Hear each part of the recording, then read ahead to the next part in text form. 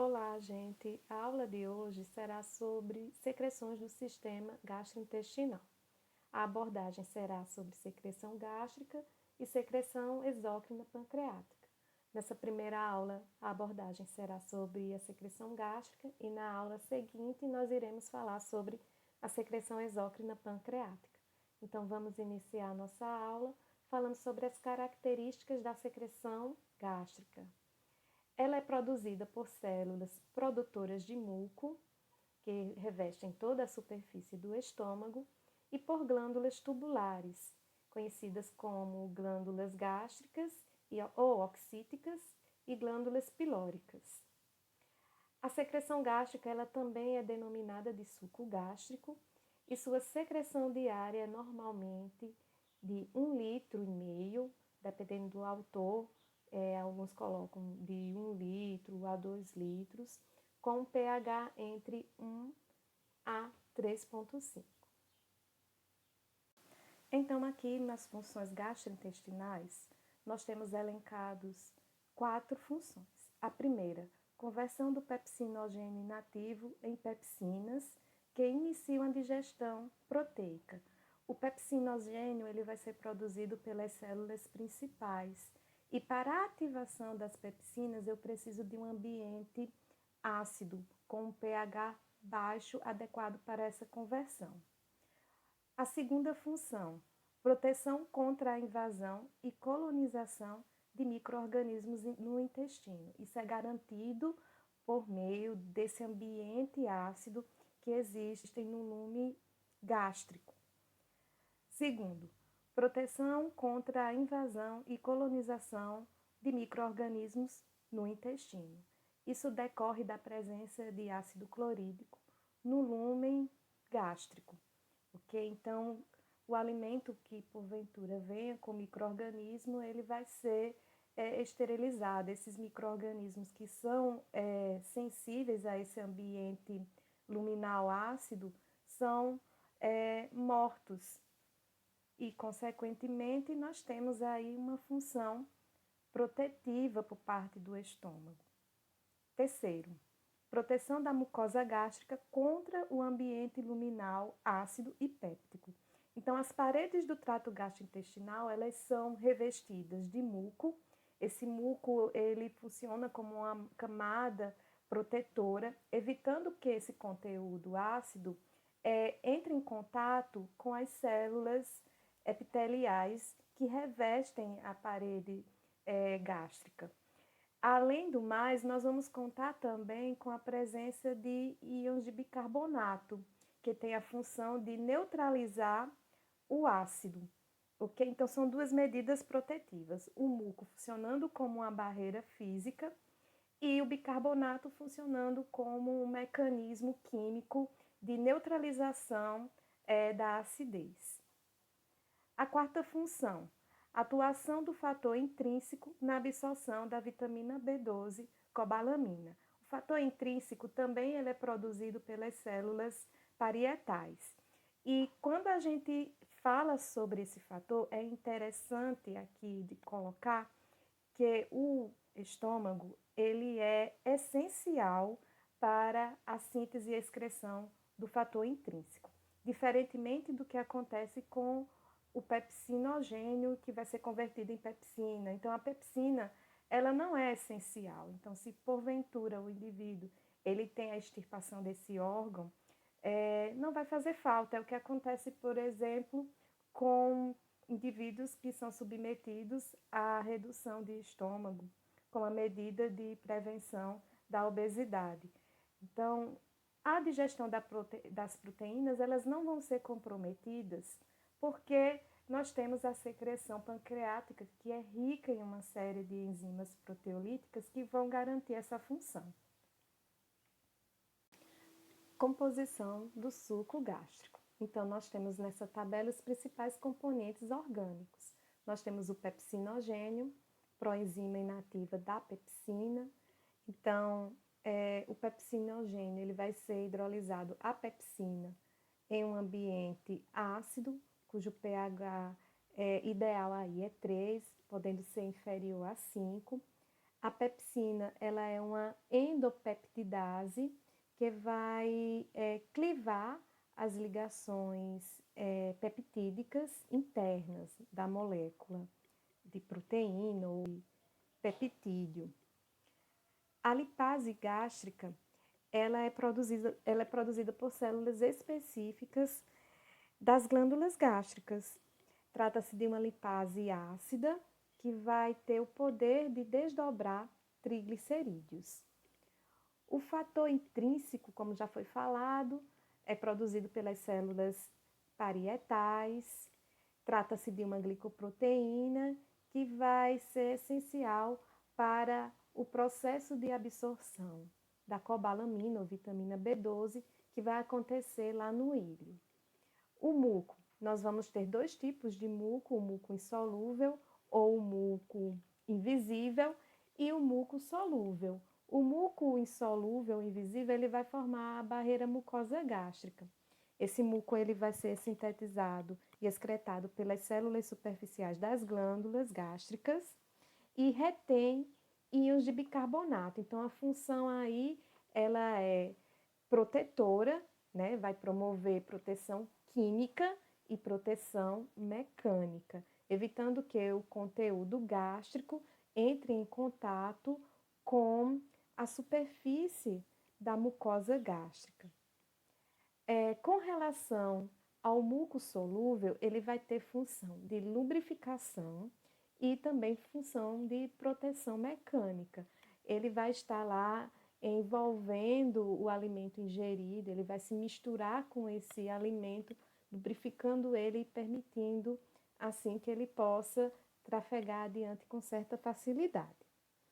Ok? Então vamos para os componentes inorgânicos. Então nós temos com relação às células que vão produzir o muco solúvel, nós vamos contar com as células do pescoço, das glândulas gástricas, ok? Então, vamos voltar para os componentes inorgânicos. Íons de hidrogênio e cloreto vão formar o ácido clorídrico, que, como sabemos, é produzido pelas células parietais, ok? E vai ser responsável por esse ambiente ácido que é exclusivo, né, do estômago. Íons de bicarbonato serão produzidos pelas células superficiais das mucosas gástricas das glândulas. Ok? Cloreto de sódio, cloreto de potássio também vão estar presentes nessa solução. Com relação a esses íons, a sua concentração vai depender da intensidade da secreção gástrica, né? Então, sua composição depende desses fatores. Outros componentes, nós temos a gastrina, que é o hormônio gastrointestinal produzido pelas células G, que estão localizadas no estômago, também vão estar localizadas no duodeno e jejum. A somatostatina, também outro hormônio, vão estar localizadas nas células de antrais do estômago, sendo, né, de natureza hormonal, e secreção parácrina promovida pelas células D do corpo gástrico. Também nós vamos encontrar esse tipo de hormônio presente lá no duodeno, ok? A histamina, ela é uma substância de natureza parácrina, produzida pelas células enterocromafins ou semelhantes às células enterocromafins que estão presentes na lâmina própria. Células mucosas superficiais. Vamos para as características dessas células e lembrando que são elas responsáveis pela formação da barreira mucosa gástrica. Estão presentes em toda a superfície gástrica, secretam grande quantidade de muco, muito viscoso e alcalino, que recobre a superfície gástrica com cerca de 1 milímetro de espessura. Então, é espessura suficiente para garantir aí essa proteção física. Forma uma barreira de proteção, tanto física, como já foi falado, quanto química, contribui para a lubrificação e transporte do alimento. são estimulados pelo contato direto do alimento ou substâncias irritantes sobre a mucosa. E aqui nós temos uma fotomicografia mostrando justamente as células mucosas superficiais. Figura 1, representação esquemática da estrutura da mucina gástrica antes e depois da hidrólise por pepsina. Então, observe aqui o gel mucoso, que é constituído por polímero de glicoproteína não degradada, onde apresenta uma alta viscosidade. Nesse polímero de glicoproteína, ele é formado por uma porção não glicosilada de núcleos peptídicos com pontes de disulfeto unidos por subunidades, que é o local da proteólise, e a porção glicosilada de centros peptídicos resistentes à proteólise. Então, aqui nós temos as mucinas unidas a essa porção não glicosilada.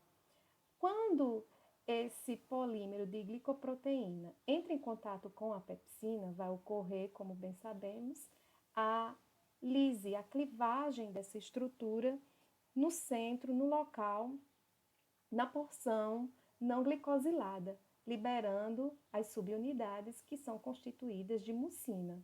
Então, a mucina ela é formada por um núcleo proteico e coberta por cadeias ramificadas de carboidratos, certo? Então, é isso que acontece quando a pepsina entra em contato com o gel mucoso. Vai ocorrer a liberação das subunidades do polímero de glicoproteína. Figura 2. A superfície do estômago é protegida pela barreira mucosa gástrica. Então, aqui nós temos a constituição da barreira mucosa gástrica. Ela é formada pelas membranas luminais, das células epiteliais e das junções que cada uma delas estabelecem entre si. Vai ser formada, como podemos observar, pelos íons de bicarbonato secretado pelas células,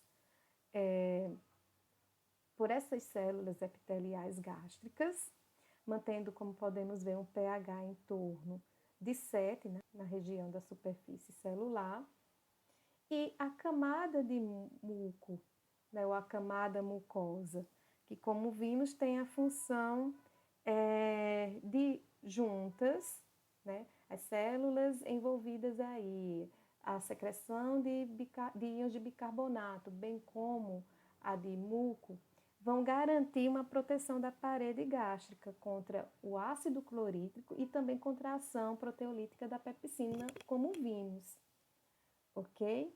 Então, vamos seguir adiante e vamos falar das glândulas gástricas ou oxíticas. Com relação às características, são glândulas tubulares simples ou ramificadas. Na figura aqui, ela está na sua forma simples, mas ela pode sofrer ramificações também. Percebam a riqueza de tipos celulares, né? Então, ela tem uma diversidade de células compondo essa estrutura. Fica localizada na superfície interna do corpo e do fundo do estômago. Constitui 80% do estômago proximal. Então, 80% do estômago proximal vai conter esse tipo de glândula, as glândulas gástricas ou oxíticas. Secretam o ácido clorídrico, pepsinogênio, fator intrínseco e muco. Com relação ao ácido clorídrico e fator intrínseco, nós temos as células parietais responsáveis por isso, ok? O pepsinogênio vai ser sintetizado e excretado pelas células pépticas ou principais, que estão localizadas nessa região mais basal da glândula. O muco, como vimos, vai ser sintetizado e excretado pelas células da mucosa superficial e também pelas células do pescoço, da glândula gástrica. Outros tipos de células também são observadas nessa glândula, como as células enteroendócrinas. Na lâmina própria, nós vamos encontrar as células semelhantes a enterocromafins. Observem também aqui as células D interagindo, Então, é uma glândula constituída por uma diversidade de células que apresentam funções específicas e importantes para a secreção gástrica. Voltando aqui, são compostas por células mucosas do colo, células parietais, as oxíticas, células peptídicas, que são as principais, e células tronco. Essas células tronco são responsáveis pela regeneração de todos os tipos celulares que constituem essa glândula. E ela vai estar localizada nessa região aqui, na região do istmo da glândula. A figura 3, temos a ultraestrutura da célula parietal, aonde em A está representada a célula parietal em repouso e em B a célula parietal ativa, secretando ácido clorídrico. Então, observe a estrutura interna dessas células, principalmente quando ela está inativa. Então, o núcleo vai ter uma localização basolateral, como podemos ver. As mitocôndrias, elas estão distribuídas aleatoriamente ou randomicamente, bem como também a membrana túbulo-vesicular, que são essas estruturas roxinhas aqui, distribuídas no citoplasma das células parietais. Observem também os canalículos intracelulares. Agora vamos observar essa célula em atividade. Observem a localização agora das mitocôndrias na região basolateral. O núcleo se posicionando centralmente e a organização das membranas túbulo-vesicular, bem como dos canalículos intracelulares. Então, essas membranas, elas se fundem com esses canalículos, formando essa estrutura aqui bem característica, aonde o ácido clorídrico ele vai ser bombeado, ok? E eliminado. Vamos seguir adiante e vamos falar do mecanismo básico da secreção de ácido clorídrico. Em primeiro lugar, eu preciso dissociar a água em íons de hidrogênio e hidroxila no citoplasma por processo ativo catalisado pela a bomba H-potássio ATPase, que vai ser a força motriz do sistema. Como podemos observar, essa bomba ela vai estar localizada na região do canalículo intracelular. O potássio ele vai ser transportado pela bomba sódio-ATPase, que está localizada na região basolateral da célula, para o lúmen dos canalículos intracelulares, como podemos observar aqui. E depois, o que vai acontecer com esse potássio? Ele vai retornar para o citosol, ok? Ele vai ser reciclado utilizando a bomba de hidrogênio, potássio, ATPase, certo? E é aqui onde vai ser bombeado os prótons de hidrogênio para o lúmen do canalículo e, contrapartida, o potássio adentra a célula. Sódio ATPase vai produzir baixa concentração de sódio intracelular, sendo este reabsorvido no lume dos canalículos. Então, o que é que acontece? Então, nós temos, como podemos observar, a bomba de sódio na região basolateral. O sódio que é adentrado aqui, ele vai ser bombeado novamente para essa região, ok? Sendo utilizado no processo da bomba de sódio ATPase.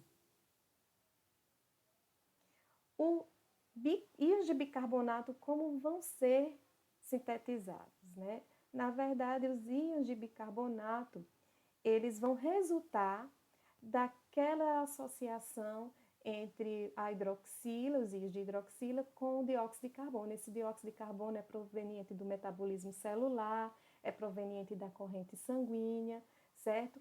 E a formação de bicarbonato vai ocorrer mediante essa reação mediada pela anidrase carbônica. Então, vai ocorrer a formação de ácido carbônico, o ácido carbônico vai se dissociar, formando íons de hidrogênio e íons de bicarbonato. E o bicarbonato, então, ele vai ser transportado para o fluido extracelular por contratransporte com cloreto. que entra na célula e vai ser excretado no número dos canalículos por meio de canais de cloreto. O resultado vai ser ácido clorídrico concentrado no lumen dos canalículos, o qual vai ser excretado no lumen, como podemos observar aqui nessa figura. Então, canais de cloreto, eliminando o cloreto, aqui a bomba de hidrogênio potássio ATPase, eliminando para o lumen do canalículo os íons de hidrogênio. A associação desses dois acaba culminando com a formação de ácido clorídrico. E a água vai passar para o lumen dos canalículos por osmose devido aos íons extras excretados nos canalículos. E aqui nós temos a formação do ácido clorídrico e de outros componentes que são também excretados pelas células parietais. Na figura 4, nós temos um mecanismo postulado para a secreção de ácido clorídrico, proposto aí por Guyton e Hall. Certo? Então, observe que no lumen dos canalículos, a concentração de prótons de hidrogênio é de 155 mil equivalentes por litro, potássio, 15 mil equivalentes por litro, sódio é bem pouco, 3 mil equivalentes por litro, cloreto, 173 mil equivalentes por litro, e aqui temos a água, que são os produtos da secreção das células parietais. E no líquido extracelular, nós temos, todos os íons que vão participar desse processo. Olha aqui o dióxido de carbono participando na formação dos íons de bicarbonato. Sim, é interessante também de frisar que esse bicarbonato que sai da célula parietal e fica retido no líquido extracelular, ele vai colaborar, e que depois vai ser absorvido pelos vasos sanguíneos, pelos os capilares locais aí. Esses íons de bicarbonato, eles vão contribuir com a maré alcalina que é observada no estômago durante esse processo. Ok? Então, vamos seguir adiante. Secreção e ativação do pepsinogênio. Então, o pepsinogênio, como vimos, vai ser sintetizado e excretado pelas células pépticas ou células principais.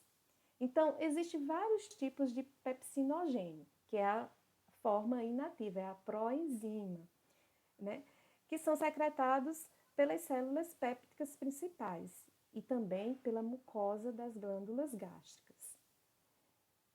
O pepsinogênio, ele vai ser convertido à enzima proteolítica pepsina em contato com o ácido clorídrico, que tem que estar naquela faixa ideal, como eu falei para vocês, de 3, 3,5, para que ocorra essa conversão.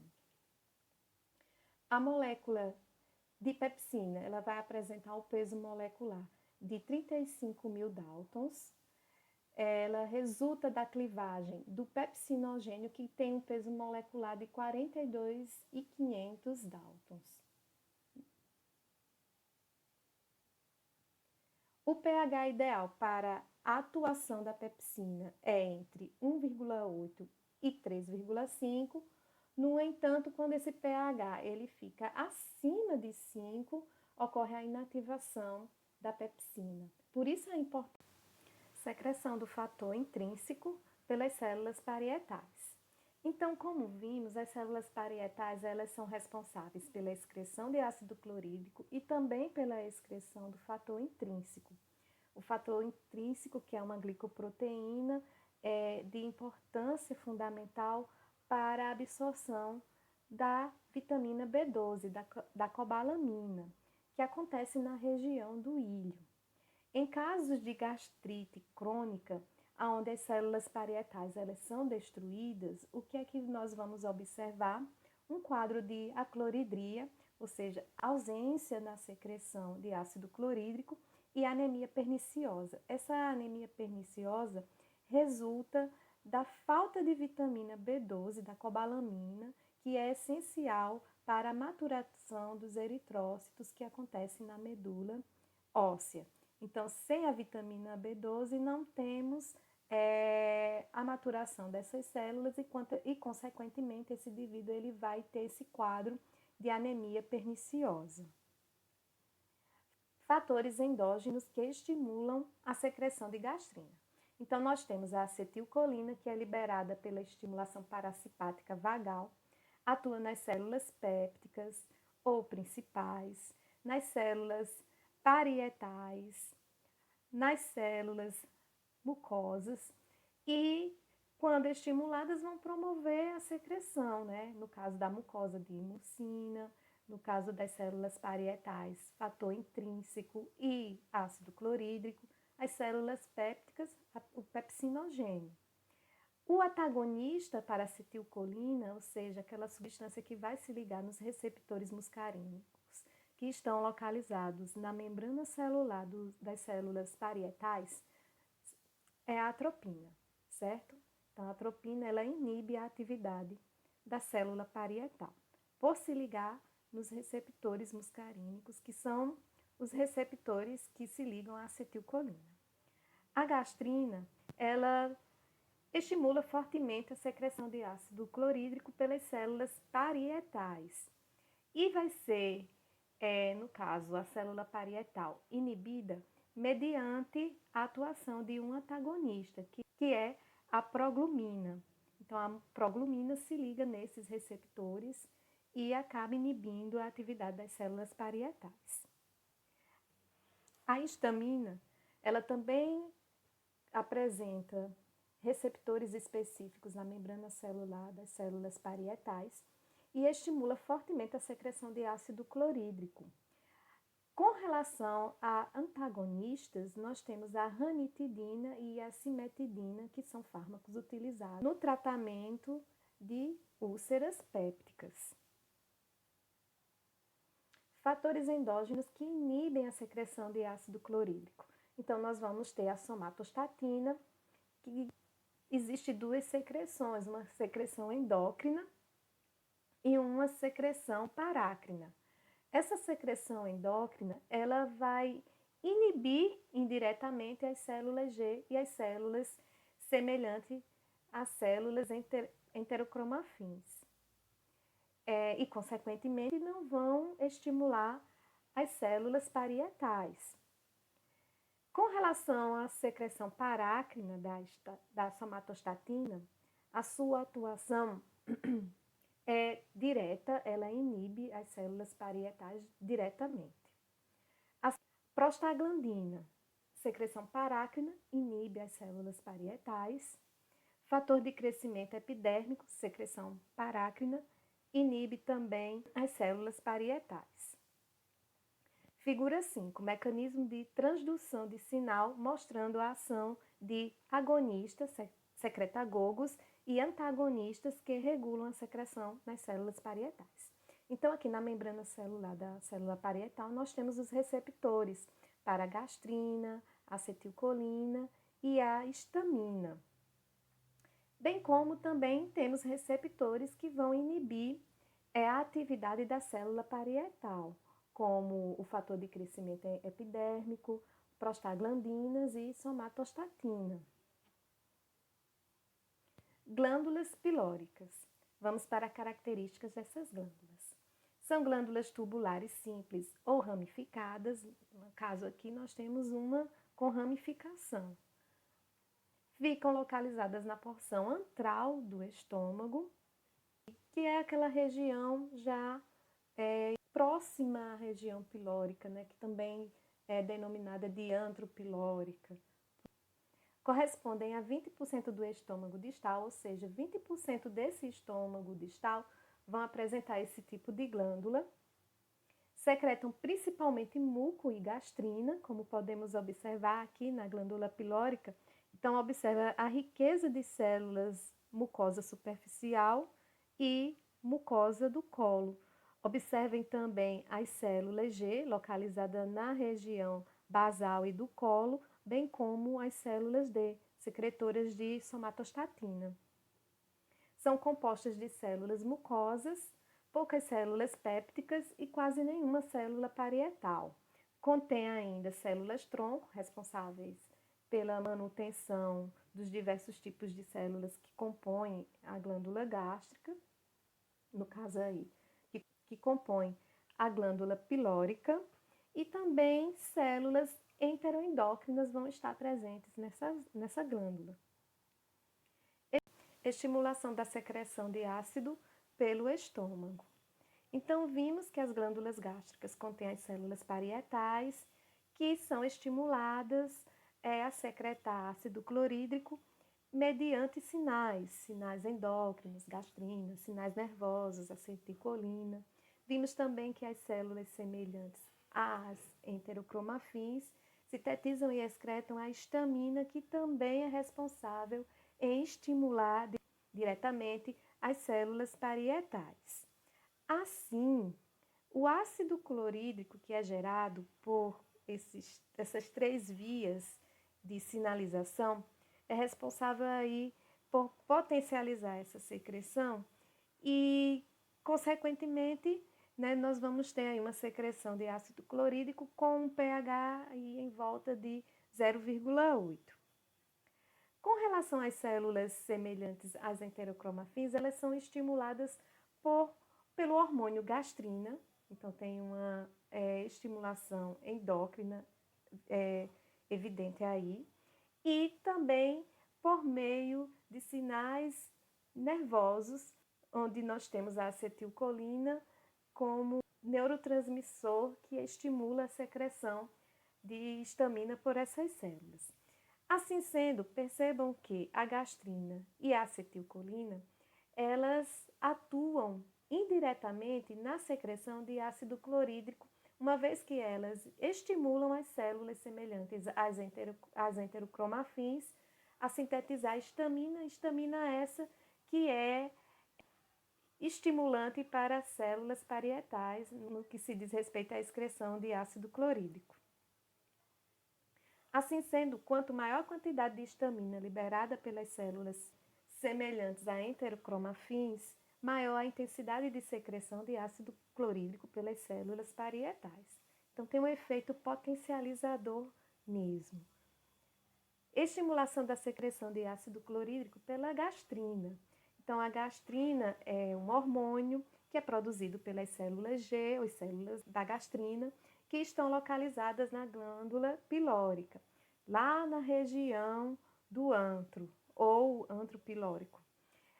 O estímulo que vai desencadear a secreção da gastrina são diversos. Nós temos os endógenos, nós temos os exógenos. Com relação àqueles estímulos que são mais interessantes para nós, os endógenos mesmo, que é objeto de estudo nosso, nós temos os alimentos proteicos, os peptídeos, aminoácidos, que estão presentes no alimento, chegando nessa região antral, acaba estimulando aí a glândula.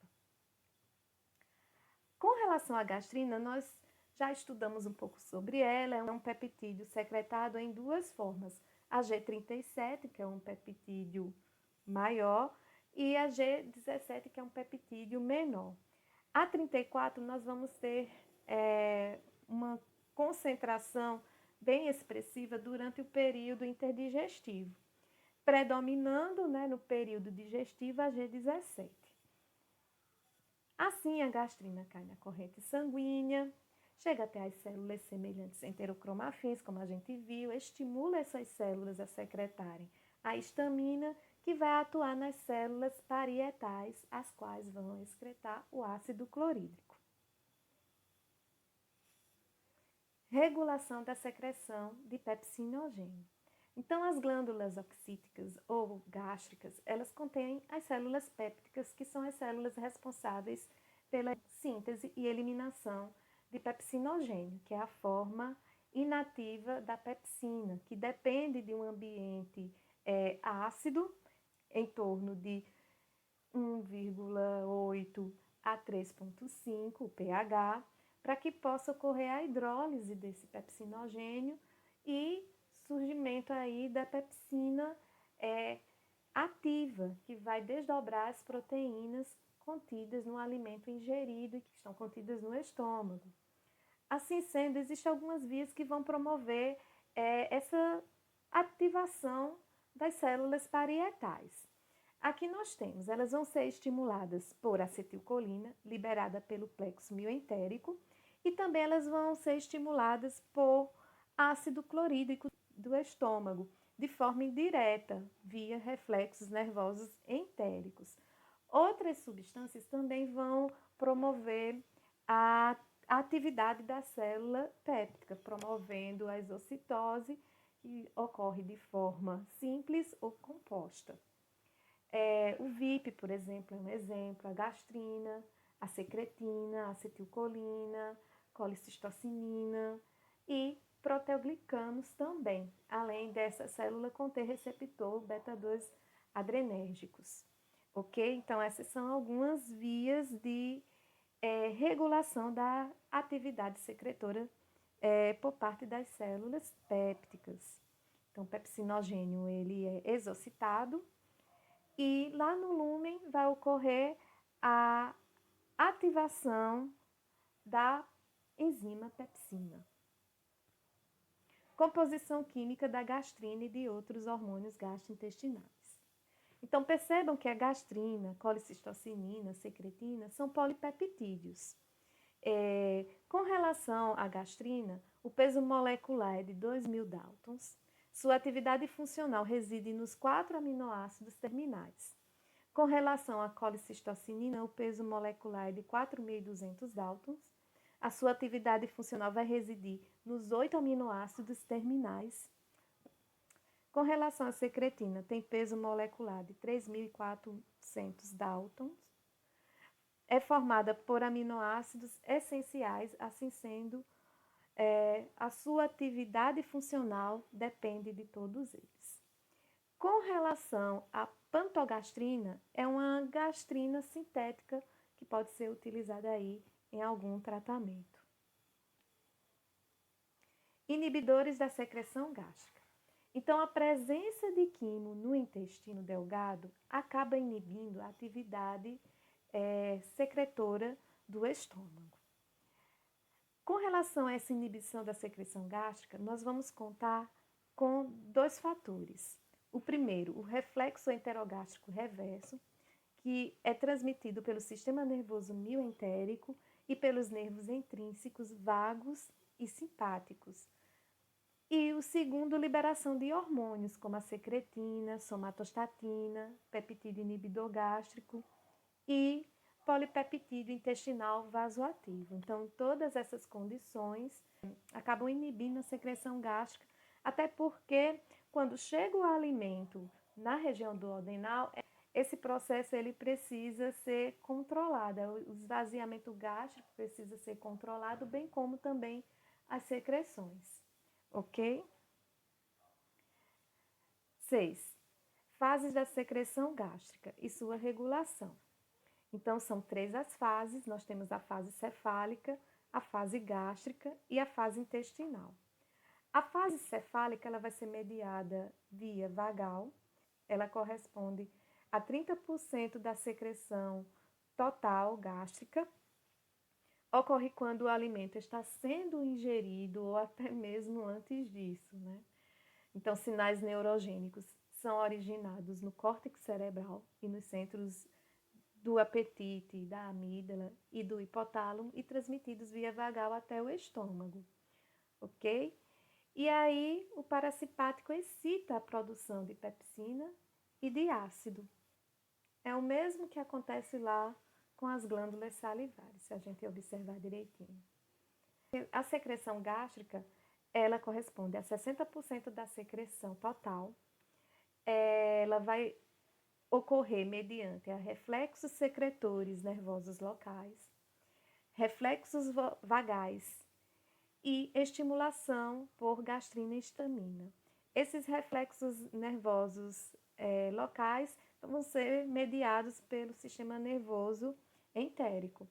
Já os reflexos vagais, nós temos aqui o sistema nervoso autônomo colaborando. O alimento no estômago vai provocar esses reflexos entéricos locais, reflexos vagovagais e mecanismo da gastrina. A secreção ela vai ser prolongada. Com relação à fase intestinal, ela corresponde a 10% da secreção gástrica, vai ocorrer mediante mecanismos nervosos e mecanismos hormonais. Então, o alimento presente no duodeno pode causar secreção tanto por reflexos nervosos quanto por hormônios. A secreção de gastrina duodenal ocorre nessa região e é justamente ela que vai ser responsável por essa porcentagem aí de 10% de secreção gástrica. Secreção gástrica durante o período interdigestivo. É composta por muco, pouca pepsina e quase nenhum ácido. Isso é uma medida até mesmo protetiva, porque imagine se neste período existisse uma produção exagerada dessas substâncias, né? Que é o que acontece às vezes em alguns casos e que pode levar o indivíduo a desenvolver, né, úlceras pépticas.